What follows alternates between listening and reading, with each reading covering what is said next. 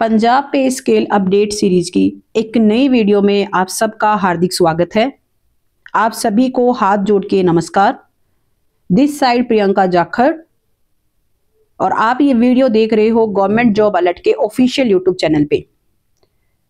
तो पंजाब पे स्केल को लेकर एक बहुत बड़ी अपडेट है और देखिए ये जो अपडेट है किस तरीके से इफेक्ट डालेगी आपके पे स्केल पे, किस तरीके से जो पंजाब गवर्नमेंट के जो वर्किंग एम्प्लॉइज है या फिर जो अपकमिंग गवर्नमेंट एम्प्लॉइज है उनकी सैलरी पर इस अपडेट का क्या इफेक्ट होगा, इस पे आज की इस वीडियो में हम डिटेल से डिस्कस करेंगे।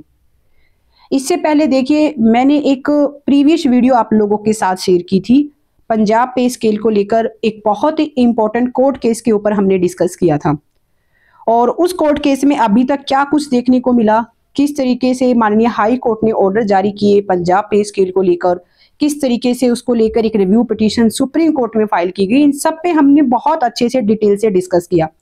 अगर आपने अभी तक वो वीडियो नहीं देखी है तो जरूर देखिएगा। पंजाब पे स्केल को लेकर बहुत इंपॉर्टेंट कोर्ट केस है और उसी कोर्ट केस को लेकर एक बहुत बड़ी अपडेट है जिसके ऊपर आज की इस वीडियो में हम डिस्कस करेंगे। देखिए उस कोर्ट केस की हेयरिंग होती है 6 मार्च 2025 को, यानी कि इसी मंथ।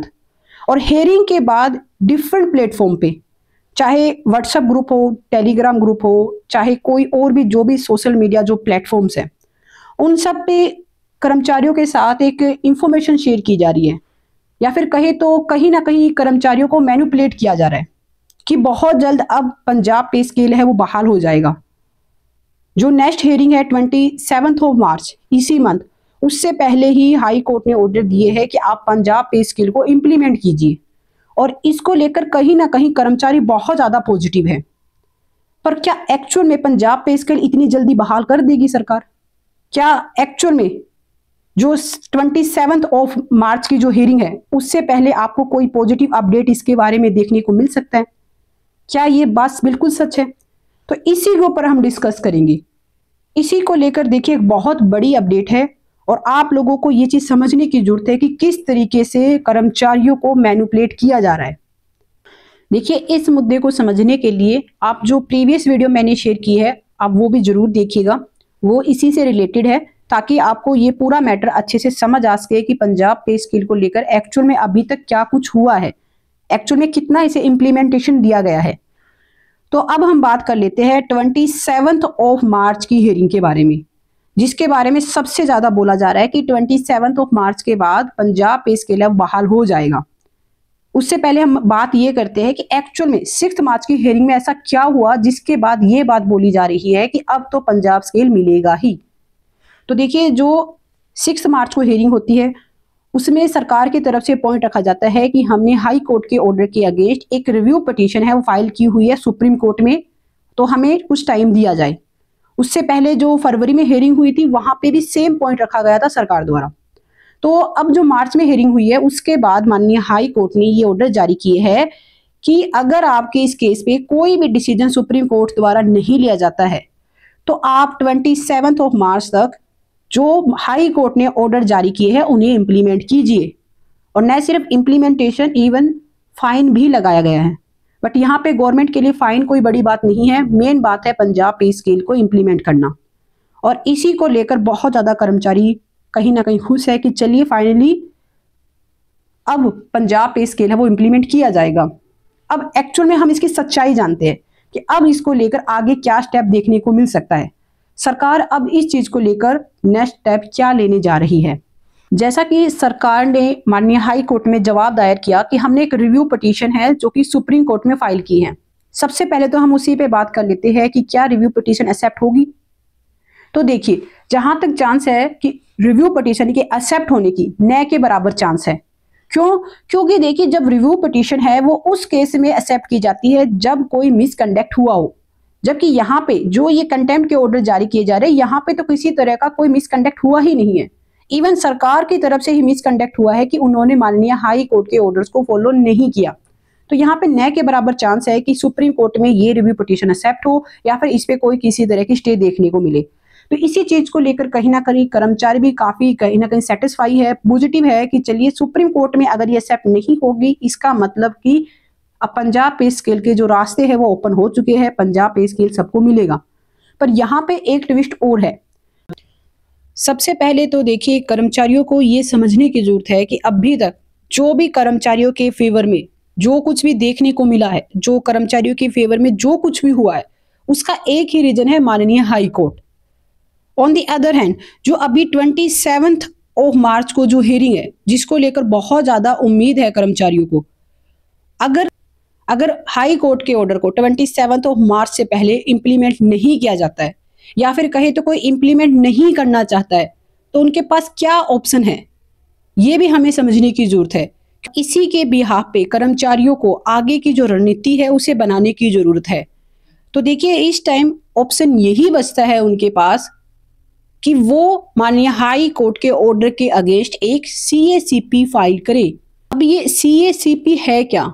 अगर हम इसको सिंपल से डायरेक्ट से मीनिंग में अगर हम इसे समझे तो इसका सिंपल सा मीनिंग है, माननीय हाई कोर्ट के जो ऑर्डर आ चुके हैं उन्हें इंप्लीमेंटेशन के लिए डिले करना। डायरेक्टली जो कर्मचारियों के फेवर में डिसीजन आ चुका है उसे डिले करना। अब CACP है क्या, ये देखिए।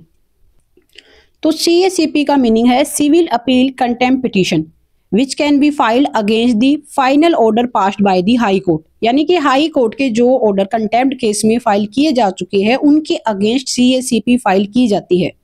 और अगर सिंगल जज ने अगर कोई ऑर्डर जारी किए हैं तो उसके अगेंस्ट अपील की जा सकती है डबल बेंच में, और अगर डबल बेंच ने कोई ऑर्डर जारी किए है तो उसके अगेंस्ट जो CACP फाइल की जाएगी वो की जाएगी सुप्रीम कोर्ट में।